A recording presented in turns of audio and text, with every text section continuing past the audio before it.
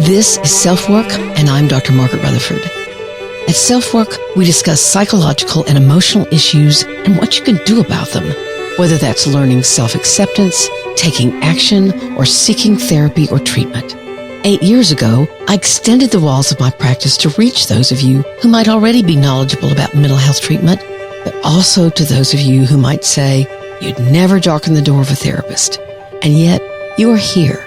I'll answer your questions while I invite you to take a few minutes for your own self-work. Given the kind of prejudice there has been against hypnosis, that people either think it's dangerous or it's silly, it's a stupid stage show trick. So, 88,000 people died of opioid overdoses last year in the United States. We have not yet succeeded in killing anybody with hypnosis. It doesn't happen. Welcome to this week's edition of SelfWork. The interview today is with Dr. David Spiegel. He's a Stanford psychiatrist and one of the world's most respected and published experts in the field of hypnosis. I thought this would be really interesting for y'all. I haven't talked about hypnosis here, but it's a technique that I have used. But if the word hypnosis makes you think of magicians or Vegas, a lot of people think that. But it's not a sideshow. It's actually the oldest form of Western psychotherapy and a powerful evidence-based treatment for numerous disorders like chronic pain, insomnia, eating disorders, addiction. And Dr. Spiegel himself has treated over 7,000 patients in his career. And what I was so impressed about, I'm not sure how old Dr. Spiegel is, but he said, I couldn't see any more patients. I knew that my time limit was up and there's just not very many hypnotherapists out there.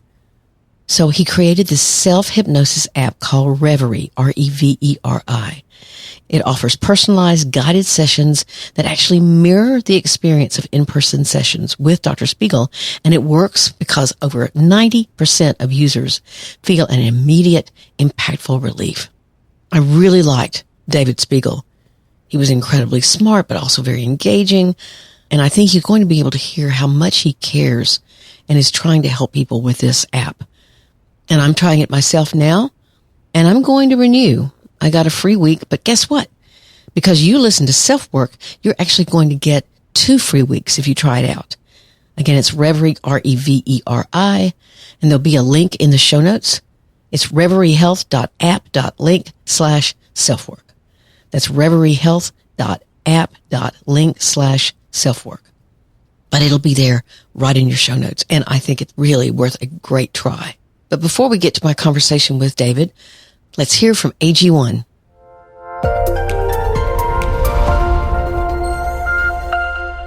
If you're a longtime listener, you might know I've been drinking AG1 for at least 4 years. When I started drinking AG1 daily, I could feel such a difference in my stamina. And when I would forget it on trips, which they have travel packs, so there's no excuse, I'm very aware of that lack of stamina. I recommend AG1 to my family and friends, and even my husband, who usually swears off things like this, has started drinking AG1, and he always tells me, as do my friends who are drinking it, that they feel like they're getting the nutrients their body craves. That's because AG1 is a foundational nutrition supplement that supports your body's universal needs, like gut optimization, stress management, and immune support. Since 2010, AG1 has led the future of foundational nutrition, continuously refining their formula to create a smarter, better way to elevate your baseline health. So get your free 1-year supply of vitamin D3, K2, and 5 free AG1 travel packs with your first purchase. Go to drinkag1.com/selfwork. That's drinkag1.com/selfwork. I promise you, you're going to feel better.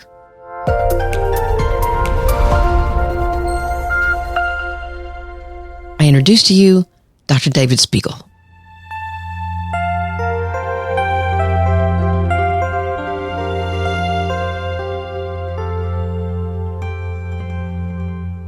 Margaret, hypnosis is something of a genetic illness in my family. Both of my parents were psychiatrists and psychoanalysts. So You'd have some idea what that's like.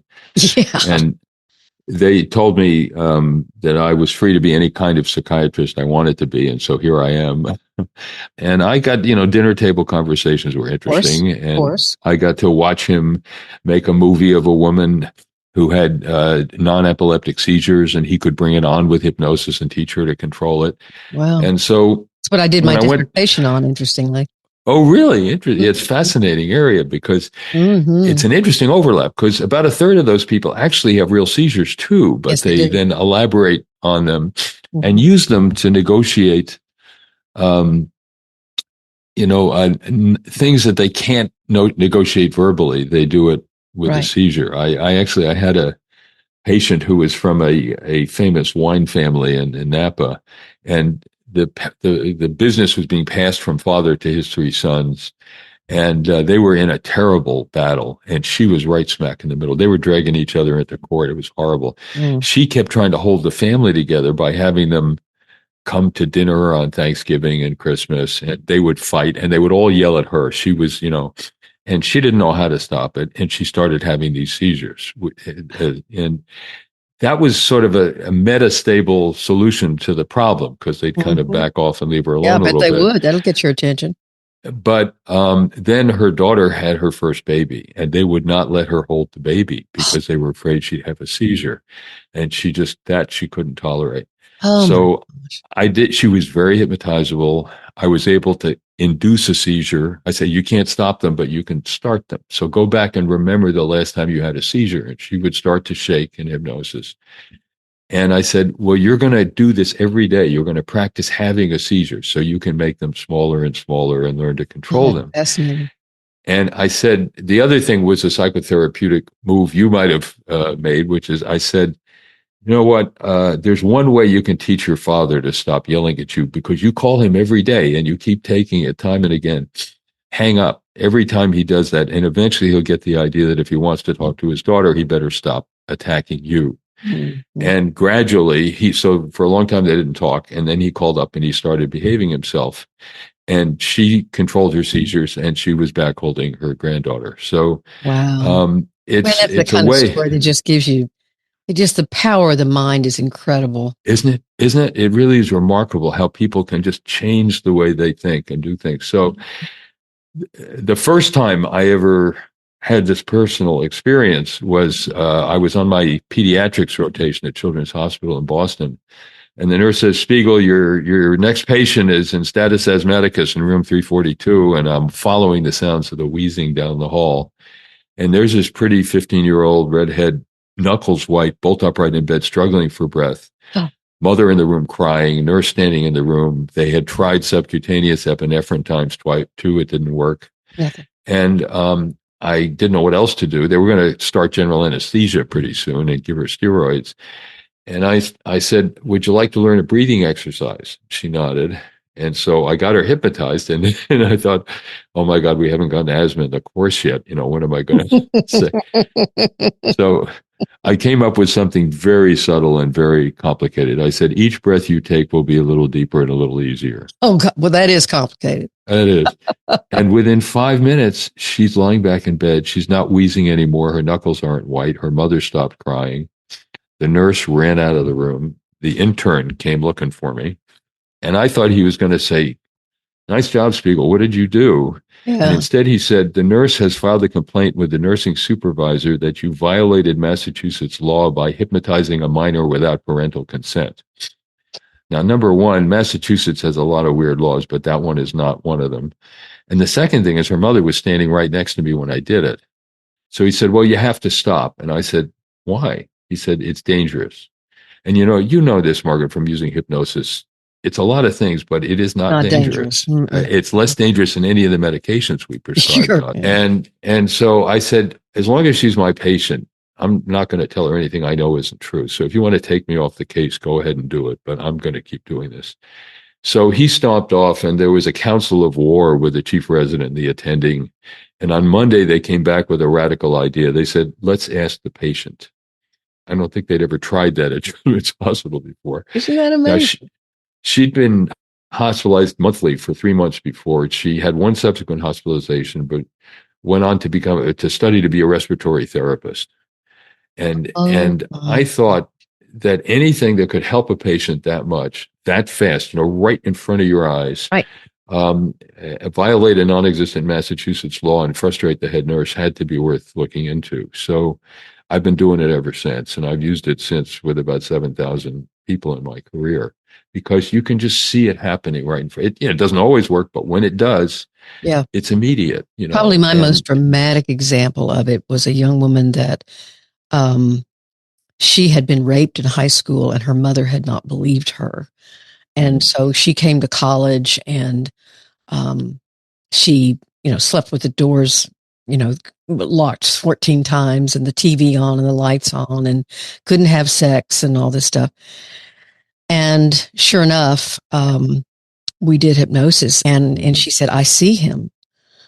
And she was talking about her rapist. And I said, well, tell him to go away. Tell him to go away. And she did. I said, yell at him. Well, David, by damn, she came out of that. She could turn the TV off. She could turn the lights off. She could finally sleep. She got engaged. She had sex. I mean, it was amazing. Isn't It was amazing.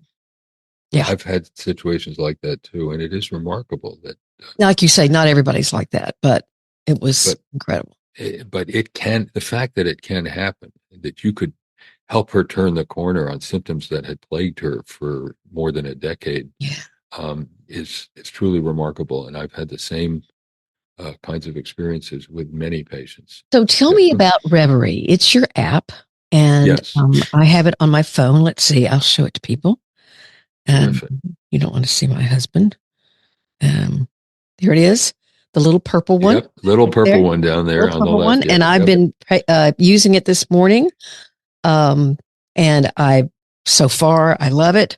And so I'm very impressed by it. And I have something that I don't necessarily want to share, but I'm going to try to change, and I'm going to have your help in doing that.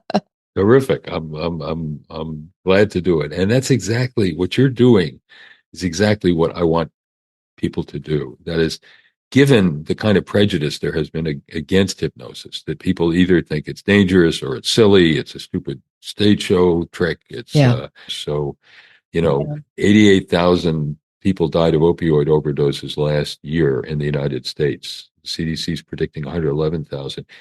We have not yet succeeded in killing anybody with hypnosis. It doesn't happen. And yet it's underutilized, terribly underutilized. It's the oldest Western conception of a psychotherapy. The first time a talking interaction was thought to help people. And I thought, you know what?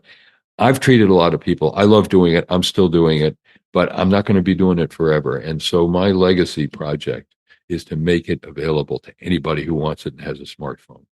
And I thought there are so many things we can help people with, help them help themselves. Sure. Control pain, manage stress better, get to sleep, get back to sleep. In fact, I used to worry that it wasn't as good as being in the room with me. And so what we did is we made it interactive. So as you I was amazed by I'll that. ask you, is your arm floating up? The answer you give changes the next instruction you get. So that blew me away. I was like, what? Is he here? Well, I thought, is it really, almost as good as being in the office with me? And then I thought, you know what? If you wake up at 3 a.m. and want to get back to sleep, you probably don't want me in your bedroom telling you how to do it, but you've got me on your smartphone. And so I thought, in that way, I can make this available to anyone who needs this kind of help. And it's been very exciting to me to have this team of people who work with me on Reveri and to make learning self-hypnosis available. All hypnosis is really self-hypnosis. That's what you said. I read I think it was an open letter on World Mental Health Day, and I made several notes about that all hypnosis is self-hypnosis. Yeah. Yeah. So I'm just teaching people how to do what their brain is wired to help them do to varying degrees. Not everyone's hypnotizable, but most people are at least somewhat hypnotizable, and to teach them how to use it better. This 3-pound organ on top of our shoulders is our major evolutionary advantage. It's connected to every part of the body, and yet it doesn't come with a user's manual. So there are things that the brain can do that we may not be fully aware of, just like that woman who you helped her in one session to break the hold that this horrifying experience had on her for many, many years. And that is possible for some people. And so I wanted to make it as widely available as I could. So, we've now got 500,000 downloads, and really, that's fantastic. Any one time, 23,000 people using it. So it makes me feel good to know that while I'm talking to you, I'm helping more patients with hypnosis than I used to in 6 months of Sure. clinical work. Sure. The name of my podcast is the SelfWork Podcast, and the little tagline or whatever is, I'm always saying, what can you do about it? I mean, sometimes there's not a whole lot. Sometimes there is Like that. something. What do you exactly have control over? And this is why I was so interested in having you on, because this is definitely something that you can do about what's going on in your heart and mind and soul and gut and wherever else it happens to feel. And brain. So it helps the brain control the body, and it helps the brain receive signals from the body into a reception about how the body is feeling. And we have much more ability to control what's going on in our body than we give ourselves credit for. So, for example, we did a study once where we got people in first thing in the morning, hadn't eaten anything. They would eat imaginary meals in hypnosis for an hour. We did a gastronomic tour of the Bay Area. Wow. One woman, it was so vivid, and this is what's so cool about hypnosis. It was so vivid that after half an hour, she said, "Let's stop. I'm full." Eating imaginary food. We found, and so we put a nasogastric tube down, looked at stomach contents, 89% increase in gastric acid secretion. So just because in hypnosis, your brain is eating imaginary food, you're preparing your stomach to digest it. So then we did the opposite. We had them be relaxed, go to a desert island, do anything except food or drink. We got a 39% decrease in gastric acid secretion. And so if in hypnosis, you tell people, the pain is there, but it won't bother you that much, you turn down activity in the salience network and you reduce the pain. On the other hand, if you say the hand that's getting the shocks in this experiment is in circulating ice water, cool, tingling, and numb, you get reduced pain, but now you're reducing it in the somatosensory cortex in the brain. So the point is that a lot of what we experience, pain, stress, anxiety, sadness, has to do with the brain's construction of what the meaning of these signals are. It's not a simple product of the signals. So the strain in pain lies mainly in the brain. The brain is helping you decide how much it hurts. And so that's a tool. That's a tool you can use. So right now you're sitting in a chair. You have sensations from parts of your body touching the chair. Hopefully that was not foremost in your mind. If it was, we could stop the interview now. No. So it's natural for the brain to say those signals are there, but they're not important. Don't pay attention right now. Don't pay attention. And you really don't feel them until you bring attention to it. So the brain can do that with pain, with vision, with hearing. I had a wonderful patient the other day who had tinnitus, which was driving I have that. crazy. Oh, do you? Oh, I do. I've had it all my life. I thought everybody had it. I thought, well, it was a side effect of a chemotherapy that did it to her, and for 6 years she was just suffering. It drove her nuts. She just couldn't stand it, and she and she tried all kinds of things, including electrical stimulation to the ear and all kinds of things. Didn't work, and it turned out was a scuba diver. And I said, part of the problem is not just the sound that your inner ear is sending to your brain, but how much it irritates you. I can see it. It's frustrating you. It's irritating you. I tune it out, so I don't. That's all right. You can't. She couldn't. And so she. How do you tune it out? What do you do to tune it out? Well, I heard myself say that. Now at night it's much more difficult, so I sleep with white sound. But during the day, I guess I've had it for so long that I simply really focus on what is in my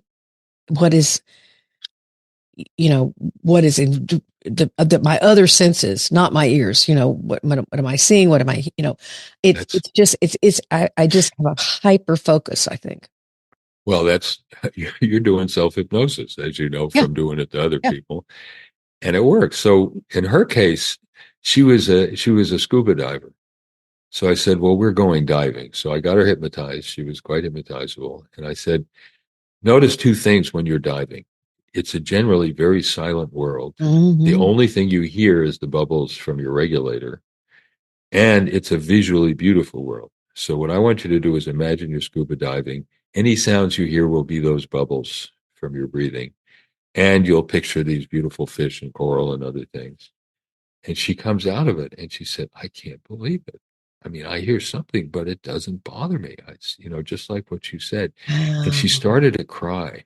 Sure. And then she said, oh my God, I'm a lawyer. Lawyers don't cry. You don't show weakness. Mm-hmm. So she was doubly shocked because not only was the tinnitus so much better, but she was crying about it and letting herself feel things. So it can suddenly radically change. And so the very thing that freaks people out about hypnosis, the football coach dancing like a ballerina in one of these Yeah, hypnosis exactly. shows, is actually, I mean, I don't like the whole setting of that, but it actually it teaches a point, and that is he could try out being different and see what it felt like. Now, Mm-hmm. in that case, I doubt he went to ballet school, but it gives people an opportunity to try out being different and see what it feels like. And Mm-hmm. that's what happened to your young woman who had been sexually assaulted. That she said, I could try out, number one, being someone who is able to exert some control in a situation where I was helpless and violated. Mm-hmm. But number two, I can try out being different now. I no longer have to be the woman who was raped all the time, and I can allow myself to be an independent, protected, sexually active adult and feel okay about I'm here in it. Arkansas, and I have to say that there are a lot of people, when I suggest it, kind of look at me like I'm suggesting that they, you know, take all their clothes off and go walk down the University Avenue or something. I mean, it's Right. shocking to them that I would suggest that, and they're like, "Oh no, that's just too weird." It's a shame because the very, so-called weirdness of it is actually the remarkable ability that people have sometimes using Mm-hmm. it Mm-hmm. to change, to be different. Mm-hmm. And, if they want to take their clothes off and walk down the street, okay, go ahead. But if you want to get over a phobia, if you want to stop smoking, if you want to control your pain, if you want to manage stress better, you can change yourself that way and be a hell of a lot better in a very short time. And so I'm here because I'm determined to change that prejudice about hypnosis. Well, good for you. I Thank you. hope I hope some listeners are going, well, what? Okay, let's talk about cyclic sighing. Yes. I've tried lots of breath work, and this was a little bit different in that it asked you to, it didn't have you hold, it didn't have you, it was simply filling your lungs to capacity, which I had not ever heard of, and then slowly, breathing it out. And, I've been trying it the last couple of days, and it really is very helpful. What Go do you ahead. notice? How do you feel that's different when you do it? What I noticed was that um, uh, I felt more anchored, more anchored in a kind of a soft way, not in a hard way, just kind of in a, that kind of way. That's what I felt. Well, it's interesting. Even as you inhaled then, um, one of the things that fascinates me, people very quickly feel anchored. They feel calm Mm-hmm. very quickly. And the key thing about cyclic sighing in particular is, yes, you have this full inhale, and everybody says when you're anxious, take a deep breath. It's not that. Mm-hmm. But then you do this long, slow exhale. And there's something, the sigh is usually a notion of acceptance or resignation. People sigh when they're sad. And it's a way of emotionally accepting things, whether you like them or not. But from a respiration point of view, it's a way of emphasizing the exhale. And that tends to trigger the rest and digest, the parasympathetic activity, Mm-hmm. because when you exhale, you're compressing your chest. That's how you get the air out. You increase Right. pressure in the chest, the air goes out. And you also are increasing blood return to the heart. So arteries have muscles in the walls, veins don't. And so the thing that moves the blood back to the heart is things like exhalation, which compresses a bit the superior vena cava. The blood flow to the heart increases. And we found that people who practice cyclic sighing just 5 minutes a day for a month have a reduction in their average overall respiratory rate. So through the 24-hour cycle, they breathe less rapidly Deeply. and more deeply. And in general, we breathe too rapidly and too shallowly. The sort of Zen goal is like 6 breaths a minute, and the typical American is like 11 or 12 breaths a minute. Oh, wow. I didn't know that. And so you breathe less efficiently and more rapidly. And if you breathe too rapidly, you blow off too much carbon dioxide. It's actually high carbon dioxide levels that trigger the breathing rather than low oxygen levels. And so if you blow off too much CO2, that's when somebody's having a panic attack in an airplane. What you do is you have them breathe into the paper bag, because that increases the CO2 levels. And it will trigger, they're not worried about not breathing. It triggers the appropriate respiratory response. So the key thing is that techniques like this can help you breathe more slowly, but also relax your body. And it happens surprisingly quickly, actually. You also have these sort of, I didn't know what to call them. I have 7 realizations, 7, the word tenets, TENET, that came to mind here. Some of them, all of them I agree with. Some of them but there was one that was kind of new for me, which was focus on what you are for, not what you're against. Right. I had not really thought of it that way. Can you talk about that a little bit? Sure, Margaret. I'm glad you brought that up. One common phrase among us hypnosis professionals is the worst thing you can tell someone is don't think about purple elephants. Yeah. What's going to happen? And so often we create more trouble than we solve by fighting something, fighting an impulse. So as an example, and all it does is it focuses your attention more on it. It's like the noisy kid in the classroom. You just pay more attention to him because he's making trouble, not because it's a good thing to invest your attention in. And so, for example, when the way we get people to stop smoking using self-hypnosis is we don't say you won't have the urge. I took my first hypnosis class from Tom Hackett, who was the chair of psychiatry at Mass General, terrific guy. And he said that he was doing the fight the problem thing. So he had a patient lit up a cigarette in his office and said, your cigarettes, the hypnotic instruction was your cigarettes will taste like horse shit. And so he lit it up and said, thank you, doctor, and left. And Tom got a frantic call a couple hours later. He said, Dr. Hackett, my house smells terrible. he said, well, are you smoking? He said, no, but I forgot to tell you my wife is smoking. God. So he had to hypnotize him and say, only your cigarette, so it gets silly. Yeah. What we teach people to do is focus on, in this case, thinking of your body as if it were your baby. And that was another point that you made that I thought was extremely interesting. So, would you ever put tar and nicotine-laced air in your baby's lungs? Hell no. Mm-hmm. Well, you know what? Your body's as dependent on you as your baby is. It has to take into it anything you put into it, even if it's damaged by it. It can't tell you in words. It tells you with cough, with phlegm, with all kinds of things that go wrong with it when you're doing that to it. Mm-hmm. So for the 3 things we have them focus on is, for my body, smoking is a poison. I need my body to live. I owe my body respect and protection. It's nothing about the impulse. We all have all kinds of impulses that we don't act on. And so the desire to smoke is just one more of them. You focus on, and the nice thing about that is that the best way to change behavior is intermittent positive reinforcement. Yes. So rather than feeling that you're denying yourself of something, you say, I am becoming a better parent to my own body. And you affiliate with all of those impulses you've had as a parent dealing with a child.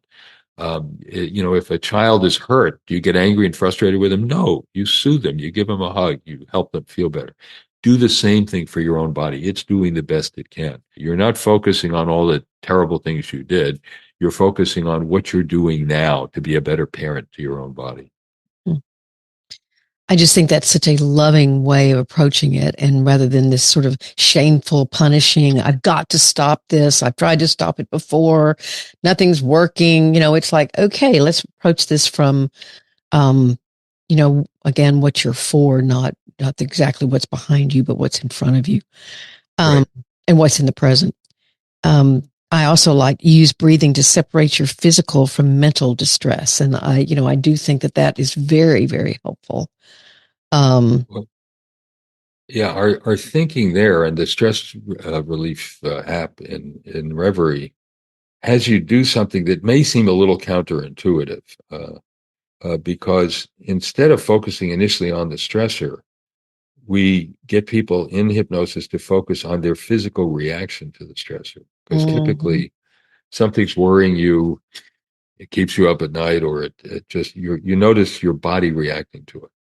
So your muscles get tense, you start to sweat, your heart rate goes up a little, you breathe more and more shallowly, Mm-hmm. and then you think, "Oh my God, this must be really bad," because now you're sensing your body's reaction to it. So you then get more anxious, Right. and then your body reacts to that, and it's like a snowball rolling downhill. It just picks up speed. Mm-hmm. So what we try to do is interrupt that, starting with the one thing about a stressor you can immediately do something about, and that is how your body is reacting. So I say the first thing you're going to do is imagine you're floating in a bath, a lake, a hot tub, or floating in space. Just see what that feels like. Each breath out, you feel a little more relaxed and comfortable, your body floating. All right, so now is your body floating? Yes. Then I say, now picture in your mind's eye an imaginary screen. It could be a movie screen or a TV screen or a piece of clear blue sky. Picture a pleasant scene on it. So somewhere you naturally feel good. A beach, floating in a lake, lying in a mountain meadow, whatever it is. And notice how quickly and easily you can use your stored memories and your imagination to help yourself and your body feel better. Now keep your body comfortable and picture on the left side of this screen the thing that is stressing you out. But with the rule that no matter what you see on the screen, you keep your body floating and comfortable. Mm. And so we get people to do that. I work with them to do that. And then I say, now on the other side of the screen, picture one thing you can do to deal with the stressor on the left. May not be the best thing or the only thing, but something. And I've never met anybody who couldn't think of something to do. Yeah. And I'd say, notice how your body's feeling better. You're able to think more clearly, and you feel better because you at least have a pathway toward dealing with the problem that you have to. It Mm-hmm. may not be the right answer, but it's a start. Mm-hmm. And usually we find with thousands of people using Reveri that on a 10-point scale, they immediately get a 20% reduction in their self-reported level of stress in like 10 minutes. Yeah, I can already think about some of my folks that I'm going to say try this out because I think it'll really help you. Because they Great. carry around this level of stress and anxiety and they are on a lot of medications, and so it's and they want to get off. They want to Right. Right. begin to get off those medications because they understand that they have these side effects that they don't like. One last question: what has surprised you about Reveri? Have you gotten feedback that has surprised you? Oh, I have. I've had lots of people who say that, I had one woman who had smoked for 25 years, didn't even think she wanted to stop, loved it, didn't Mm-hmm. care about the health effects, but she thought she'd try it. And the first time she tried it, she didn't like it. That night she went home and tried it again. She lit up a cigarette and she said, "Feh, who needs this?" And she stopped. And her friends can't believe it. And she said, "This is some kind of crazy ass voodoo, but I mean that in a good way." you know. Yeah, exactly. And what's cool is people surprise themselves. I love that about Reveri. I Mm-hmm. didn't think I could do this. Mm-hmm. And so we had one person who was angry. They had a problem making the thing work on their phone, and they were using it for insomnia. And they said, "And I want to tell you why I'm so angry about this." And I said, "Really?" She said, "Because it's the first time I've slept well in 15 years, and I want it to work." So I said, "I'll take that." So we have people who really, what I love about it the most is people discover things about themselves that surprise them. Yes. They're able to do things they didn't think they could do. And that makes me feel really good that we can help people do that. Well, I want to say in this, I will have said it in the introduction, but I want to say it too, that if you go to Reveri Health, that's Reveri health.com/selfwork, you actually get 2 weeks for free. So that's double Cool. what the app itself offers. So that's It really is. great. You get a That's chance great. to Thank try it you. and see if you can make some of these, you know, quote unquote mystifying kinds Sure. of healing or change yourself. And I'm all for it. I I Great. I know that the hypnosis has helped some of my patients, and most of them that have tried it have been, I mean, some people just are not very hypnotizable. And so but That's usually true. it even helps them anyway, in some way or another. That's exactly right. It usually takes a little longer. It's a little slower, a Yeah. little more work. But the kind of people who are not that hypnotizable actually are more used to that anyway. They would rather do things step by step. Whereas Yes. the highly hypnotizable people, just tell me what to do and I'll do it.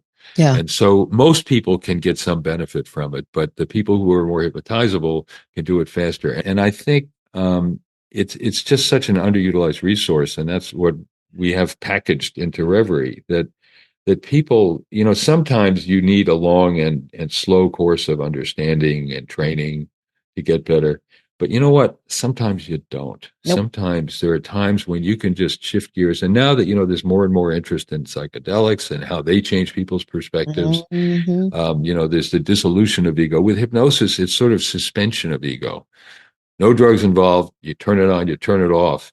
But you can try out what it feels like to be different. If you can reappraise your situation, like this young woman that you helped, you can let go of very constraining problems that have bothered you for a long time and just try out being different. Yeah. And sometimes that works. And boy, if that's possible, why not take advantage of it? Why not? The worst thing that happens for our river users is that a small proportion of them don't get much benefit. Fine. So they haven't lost anything. But the majority of them feel better, get better, do better, learn how to better manage their stress and anxiety and other day-to-day problems. And I think it's just an opportunity for people, and I hope they will take advantage of it. And your legacy. I love that too. It's your legacy. Well, it is. It is. Yeah, that's very nice.